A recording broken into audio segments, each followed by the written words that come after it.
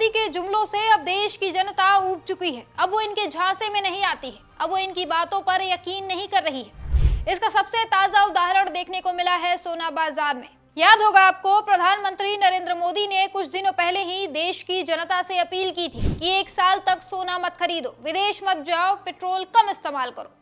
उन्होंने कहा था कि देश की अर्थव्यवस्था को बचाने के लिए हमें त्याग करना चाहिए, लेकिन हुआ ठीक उल्टा। मोदी जी की अपील के बाद पूरे देश में सोना खरीदने की होड़ मच गई। लोग घबराकर सोने के आभूषण खरीदने लगे। खासकर शादी के सीजन को देखते हुए ब्राइडल ज्वेलरी की बिक्री में 15 से 20% की भारी बढ़ोतरी हो गई।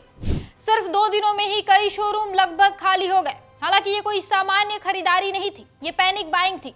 लोग डर गए कि कहीं सरकार सोने पर और टैक्स ना बढ़ा दे, और आखिरकार हुआ भी वैसा ही। 13 मई 2026 से सरकार ने सोने पर कस्टम ड्यूटी बढ़ा दी है, जिससे सोना और महंगा हो गया। यहाँ मोदी जी ने जनता से त्याग मांगा, लेकिन जनता ने उनकी बात मानने के बजाय ठीक उसका उल्टा कर दिया। ये दिखाता है कि अब लोग मोदी जी की बातों पर भरोसा नहीं कर रहे हैं।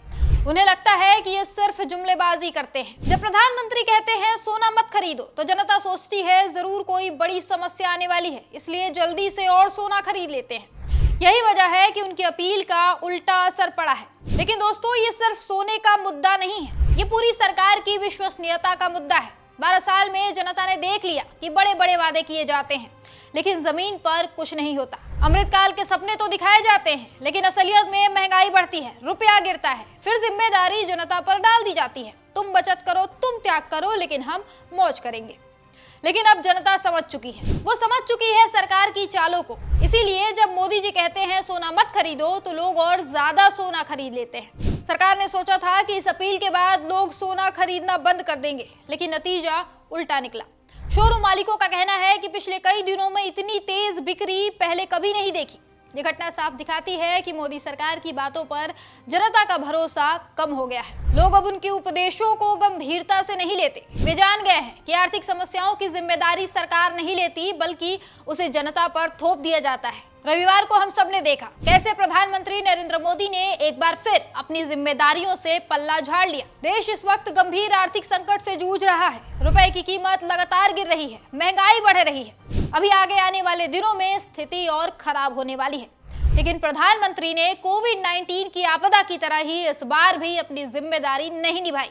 जब दुनिया भर के देश मिडल ईस्ट में चल रहे बवाल को देखते हुए तैयारियां कर रहे थे, तब महामानव चुनाव प्रचार में व्यस्त थे। एक राज्य से दूसरे राज्य चक्कर काट रहे थे, वोटों के लिए रैलियां कर रहे थे। तब उन्हें लगातार गिर रहे रुपए की चिंता नहीं हुई, और अब जब आपदा एकदम दरवाजे पर आ चुकी है, तब इन्होंने सारी जिम्मेदारी जनता के ऊपर थोप दी है। बता दें कि रविवार को हैदराबाद में पीएम मोदी ने जनता से दुनिया भर की अपील की। कहा कि पेट्रोल और डीजल कम इस्तेमाल करो, सोना मत खरीदो, खाने का तेल 10% कम करो, विदेश घूमने मत जाओ, शादियां विदेश में मत करो, खाद का इस्तेमाल घटाओ। मतलब मोदी जी ने जनता से साफ साफ कह दिया कि तुम सब कष्ट सहो, हमारी गलतियों की सजा अब तुम भुगतो।